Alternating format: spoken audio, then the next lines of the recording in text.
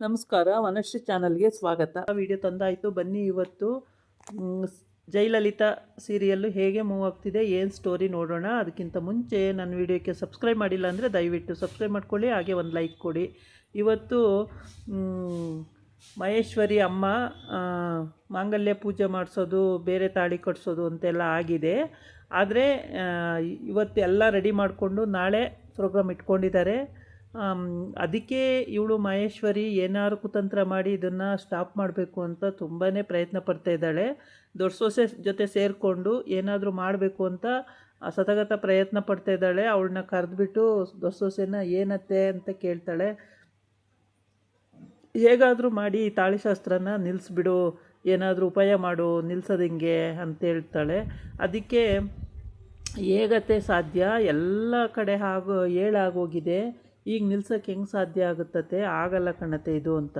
ಮೀನಾಕ್ಷಿಗಂತೂ ಖುಷಿಯೋ ಖುಷಿ, ಲಲಿತಂಗೆ ಇನ್ನೊಂದು ಸಲ ಮದುವೆ ಆಗುತ್ತಲ್ಲ ಅಂತ ತುಂಬ ಖುಷಿ. ಮತ್ತು ಅಜ್ಜಿಗೂ ಖುಷಿ, ಮತ್ತು ಮಹೇಶ್ವರಿ ಅಮ್ಮಂಗೂ ಖುಷಿ.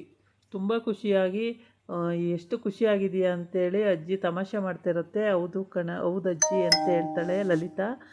ಲಲಿತಾ ಏನು ದಡ್ಡಿ ಅಲ್ಲ, ಅವಳು ಬುದ್ಧಿವಂತೆ. ಅವಳು ಗ್ರಾಮ ಪಂಚಾಯತಿ ಅಧ್ಯಕ್ಷೆ ಆಗಿರೋದ್ರಿಂದ ಭಾಳ ಬ್ರಿಲಿಯಂಟ್ ಇದ್ದಾಳೆ. ಹಾಗಾಗ್ಬಿಟ್ಟು ಲಲಿತಂಗೆ ಎಲ್ಲ ತಿಳುವಳಿಕೆ ಕೂಡ ಇದೆ. ಯಾವುದರಲ್ಲೂ ಯಾವ ವಿಷಯದಲ್ಲೂ ಅವಳು ದಡ್ಡತನ ಅಂತೂ ಮಾಡೋದೇ ಇಲ್ಲ. ಆಮೇಲೆ ಮಹೇಶ್ವರಿ ಒಳಸಂಚು ಮಾಡೋಕ್ಕೆ ಏನೇನೆಲ್ಲ ಪ್ರಯತ್ನ ಪಡ್ತಾಳೋ ಎಲ್ಲ ಫೇಲ್ಯೂರ್ ಆಗುತ್ತೆ, ಏನೂ ಮಾಡೋಕ್ಕೆ ಆಗೋಲ್ಲ, ಸಾಧ್ಯ ಆಗಲ್ಲ. ಆಮೇಲೆ ಮೀನಾಕ್ಷಿ ಅಂತೂ ಬಿದ್ದು ಬಿದ್ದು ನಗ್ತಾಳೆ. ಇನ್ನೊಂದು ಮದುವೆ ಏನೇ ಲಲಿತ ನಿಂದು ಈ ಕತೆ ಅಂತ ಹೇಳ್ಬಿಟ್ಟು, ಹೋಗಕ್ಕ ಸುಮ್ಮನಿರಕ್ಕ ಅಂತ ಹೇಳ್ತಾಳೆ ಇರ್ತಾಳೆ. ಆಮೇಲೆ ಖುಷಿಯಾಗಿರ್ತಾರೆ. ಅಲ್ಲಿಗೆ ಮಹೇಶ್ವರಿ ಬಂದು ಕೂತ್ಕೋತಾಳೆ ಲಿವಿಂಗ್ ಹಾಲಲ್ಲಿ. ಮಹೇಶ್ವರಿ ಬಂದು ಕೂತ್ಕೊಂಡು ಮಾತಾಡ್ತಾ ಇರ್ತಾರೆ. ಅಡುಗೆ ಮನೆಯಲ್ಲಿ ದೊಡ್ಡ ಸೊಸೆಗೆ ಏನೇನೋ ಹೇಳ್ತಾಳೆ. ದೊಡ್ಡ ಸೊಸೆ ಅದೆಲ್ಲ ಆಗಲ್ಲ ಅತ್ತೆ, ಬಿಟ್ಬಿಡಿ, ನೀವು ಅವತ್ತೇ ಅದನ್ನು ತೀರ್ಮಾನ ಮಾಡಬೇಕಿತ್ತು, ಈಗ ತೀರ್ಮಾನ ಮಾಡಿ ಏನೂ ಉಪಯೋಗ ಇಲ್ಲ ಅತ್ತೆ ಅಂತ ಎಲ್ಲ ಹೇಳ್ತಾಳೆ. ಅವಳು ಅರ್ಥ ಆಗೋ ರೀತಿ ಹೇಳಿಬಿಡ್ತಾಳೆ. ಆದ್ರೂ ಕೂಡ ಅರ್ಥ ಆಗಿತ್ತೋ ಆಗಿಲ್ವೋ ಸ್ವಲ್ಪನೂ ಗೊತ್ತಿಲ್ಲ. ಬಂದು ಅಲ್ಲಿ ಸೋಫಾ ಮೇಲೆ ಕೂತಿರ್ತಾಳೆ. ಆವಾಗ ಲಲಿತನ ಅಪ್ಪ ತಂಗಿ ಬರ್ತಾರೆ. ಪಾಪ ಅವನ ಮನೆ ಅಡ್ಬಿಟ್ಬಿಟ್ಟು ಮಾಂಗಲ್ಯ ಸರ ತೊಗೊಂಡು ಬಂದಿರ್ತಾನೆ 3.5 ಲಕ್ಷ ರೂಪಾಯಿ ಕೊಟ್ಟು. ಆ ಮನೆ ಹೇಗಪ್ಪ ಬಿಡಿಸ್ಕೊಳ್ಳೋದು ಅಂತ ಮಗಳು ಕೇಳ್ತಾಳೆ. ಆವಾಗ ಏನು ಮಾಡೋಕ್ಕಾಗಲ್ಲಮ್ಮ, ದೊಡ್ಡವ್ರ ಮನೆ ಸೊಸೆ ನಿಮ್ಮಕ್ಕ, ಕೊಡಲೇಬೇಕಲ್ಲ, ನಾವು ಇದನ್ನೆಲ್ಲ ಯೋಚನೆ ಮಾಡ್ತಾ ಕೂತ್ಕೊಂಡ್ರೆ ನಾಳೆ ಅವಳಿಗೇನು ಒಂದು ಮಾತು ಅನ್ನಬಾರ್ದಲ್ವ, ಹಂಗಾಗಿ ಕೊಡಲೇಬೇಕು ಅಂತ ಹೇಳ್ತಾಳೆ. ಹಂಗಾಗಿ ಪಾಪ ಅವನು ಸರ ತಗೊಂಡು ಬಂದಿರ್ತಾನೆ. ಬಾಗಿಲಿಗೆ ಬರ್ತಾರೆ. ಬಂದ್ಬಿಟ್ಟು ಬರ್ಬೋದಾ ಒಳಗಡೆ ಅಂತ ಕೇಳ್ತಾರೆ. ಆವಾಗ ಅಯ್ಯೋ ಬನ್ನಿ ಸುಬ್ಬಣ್ಣವರೇ ಬನ್ನಿ ಅಂತೇಳಿ ಮೀನಾಕ್ಷಿನಿ ಹೇಳ್ತಾಳೆ. ಲಲಿತನ ಅಪ್ಪ ತಂಗಿ ಬಂದರು ಅಜ್ಜಿ ಅಂತೇಳಿ.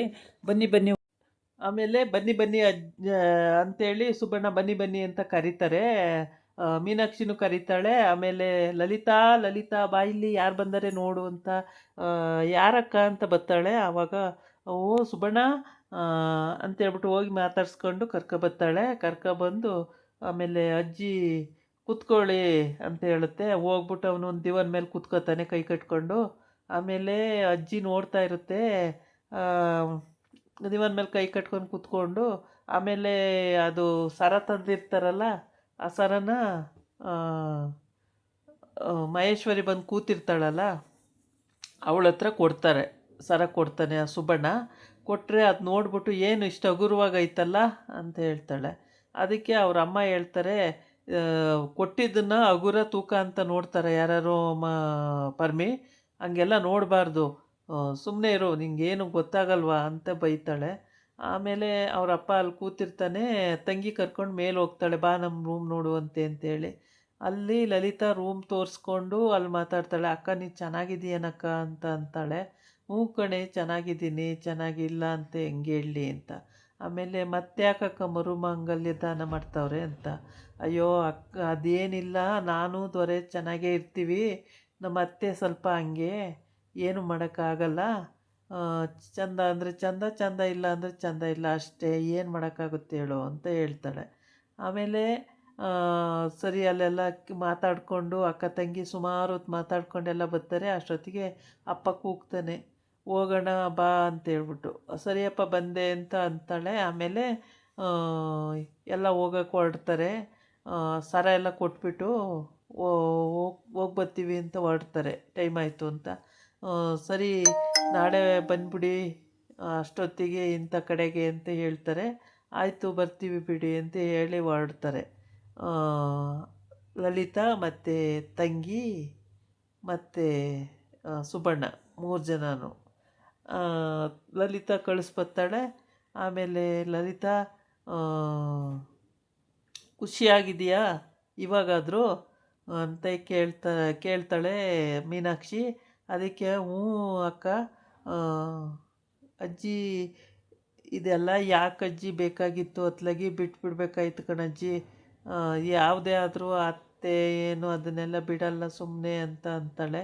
ಆಮೇಲೆ ಇಲ್ಲ ಸುಮ್ಮನೆ ಇರು ಲಲಿತಾ, ನಿಂಗೆ ಗೊತ್ತಾಗಲ್ಲ, ಆ, ಇವೆಲ್ಲ ಮಾಡಬೇಕು ಸುಮ್ಮನೆ. ಆಮೇಲೆ ಅವರು ಮಹೇಶ್ವರಿ ಮಗನ ಹತ್ರ ಹೋಗ್ತಾಳೆ. ಅವನ ಹತ್ರದಿಂದನಾರು ನಿಲ್ಲಿಸ್ಬೋದು ಮದುವೆ ಅಂತ ಹೇಳ್ಬಿಟ್ಟು ಮಗನ ಹತ್ರ ಹೋಗ್ತಾಳೆ. ಹೋಗ್ಬಿಟ್ಟು ಮಗನ ಹತ್ರವ ಕೇಳ್ತಾಳೆ, ಅಲ್ಲ ಕಣೋ ಜೈ, ಈ ಮದುವೆನ ನಿಲ್ಲಿಸ್ಬಿಡು, ಇದು ಬೇಡ ನನಗೆ ಮದುವೆ ಅಂತ ಹೇಳೋ ಅಂತೇಳಿ. ಅಲ್ಲ ಕಣಮ್ಮ, ಏನಮ್ಮ ನಿನ್ನ ಪ್ರಾಬ್ಲಮ್ಮು? ಯಾಕೇನ ಸರಿಯಾಗಿರೋಕ್ಕೆ ಬಿಡ್ತಾ ಇಲ್ವಲ್ಲ ನೀನು, ಏನೇನೋ ಮಾಡ್ತೀಯಲ್ಲಮ್ಮ, ಯಾಕಮ್ಮ ಅಂತ ಕೇಳ್ತಾನೆ. ಈಗ 48 ದಿವಸದ್ದು ವ್ರತ ಇದೆ ಅಂತ ಹೇಳ್ದಲ್ಲ, ಅದು ನೀನು ತಾನೇ ಹೇಳ್ತಿರೋದು, ಯಾರು ದೋಷ ಇದೆ ಅಂತ ಹೇಳಿಲ್ಲ ಅಲ್ವಾ? ನೀನು ಸ್ವಂತ ನೀನು ಹೇಳ್ತಿರೋದು ಆ ಥರ ಇದೆ ಅಂತ ಹೇಳ್ಬಿಟ್ಟು ಅಲ್ವಾ ಅಂತ ಕೇಳ್ತಾನೆ. ಅದಕ್ಕೆ ಇವಳು ಇದೆಲ್ಲ ಹೆಂಗೆ ಗೊತ್ತಾಯ್ತು ಇವನಿಗೆ ಅಂತ ಹೇಳ್ಬಿಟ್ಟು ತಪ್ಪಿಬ್ಬಾಗ ಸುಮ್ಮನೆ ನಿಂತ್ಕೋತಾಳೆ. ಆಮೇಲೆ ಸರಿ ಇವಾಗ ಏನು ಮಾಡ್ಬೇಕು ಹೇಳು ಅಂತ ಕೇಳ್ತಾನೆ. ಏನಿಲ್ಲ, ಮದುವೆ ನಿಲ್ಲಿಸ್ಬಿಡು ಅತ್ಲಾಗಿ, ಈ ಮದುವೆ ಆಗಲ್ಲ ಅಂತ ಹೇಳ್ಬಿಡು ಅಂತ ಹೇಳ್ತಾಳೆ. ಅದು ಹೆಂಗಮ್ಮ ಹೇಳೋಕ್ಕೆ ಸಾಧ್ಯ? ಅವಾಗೆಲ್ಲ ಹಂಗಂತ ಹೇಳ್ಬಿಟ್ಟು ಈಗ ಅದು ಹೆಂಗೆ ಹೇಳೋಕ್ಕಾಗುತ್ತೆ ಮದುವೆ ನಿಲ್ಲಿಸಿ ಅಂತೇಳಿ?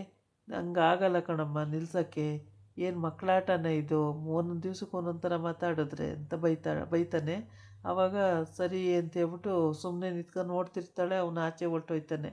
ಆಮೇಲೆ ಲಲಿತಾ ಹೋಗ್ಬಿಟ್ಟು ಹೇಳ್ತಾಳೆ, ದೊರೆ ನಾಳೆ ನಮ್ಮದು ಮಾಂಗಲ್ಯ ಧಾರಣೆ ಪ್ರೋಗ್ರಾಮ್ ಇದೆ, ಆದರೆ ನೀವು ಇಷ್ಟಪಟ್ಟರೆ ಮಾತ್ರ ದೊರೆ ನನಗೆ ತಾಳಿ ಕಟ್ಟಿ, ನಿಮಗಿಷ್ಟ ಇಲ್ಲ ಅಂದರೆ ತಾಳಿ ಕಟ್ಟಬೇಡಿ ದೊರೆ. ಯಾಕೆ ಅಂದರೆ ಪ್ರಪಂಚಕ್ಕೆಲ್ಲ ಸುಮ್ಮನೆ ಬುಟಾಟಿಕೆಯಲ್ಲಿ ಹೇಳ್ಕೊಂಡು ನನ್ನ ಹೆಂಡ್ತಿ ಅಂತೇಳಿ ದೊರೆಗೆ ತಾಳಿ ಕಟ್ಟಿ ಮನೆ ಒಳಗೆ ಈ ಥರ ಹಿಂಸೆ ಪಡೋದಕ್ಕಿಂತ ಕಟ್ಟದೇ ಇರೋದೇ ಒಳ್ಳೆಯದು ದೊರೆ ಅಂತ ಅಂತಾಳೆ. ಹೌದಾ ಅಂತ ಹೇಳ್ಬಿಟ್ಟು ಅವನು ಸುಮ್ಮನೆ ನೋಡ್ತಾ ಇರ್ತಾನೆ ಅವಳನ್ನ. ಅವಳು ಲಲಿತಾ ಹಂಗಂತ ಅಂತಾಳೆ. ಹಂಗಂದ್ರೂ ತಲೆ ಕೆಡ್ಸ್ಕೊಳಕ್ಕೆ ಹೋಗಲ್ಲ, ಅವ್ನು ನೋಡ್ತಾ ಇರ್ತಾನೆ. ಆಮೇಲೆ ನನ್ನ ಕಡೆ ತಿರ್ಕೊಂಡು ಏನಾರು ಅಂತಾನೇನೋ ಅಂತೇಳ್ಬಿಟ್ಟು ಈ ಕಡೆ ನೋಡ್ತಾ ಇರ್ತಾಳೆ. ಏನು ಅನ್ನಲ್ಲ, ಅವನ ಪಾಡಿಗೆ ಅವ್ನು ಸುಮ್ಮನೆ ಹೋಗ್ಬಿಡ್ತಾನೆ. ಅವನು ಮನಸ್ಸು ಬಿಚ್ಚಿ ಮಾತಾಡಲ್ಲ, ಅದು ಸಮಸ್ಯೆ. ಲಲಿತಾ ವಟನು ಮಾತಾಡ್ತಾಳೆ. ಇದಾಗಿತ್ತು ಇವತ್ತಿನ ವಿಡಿಯೋ. ನಾಳೆ ಇನ್ನೊಂದು ವಿಡಿಯೋ ಜೊತೆ ಬರ್ತೀನಿ. ನಮಸ್ಕಾರ.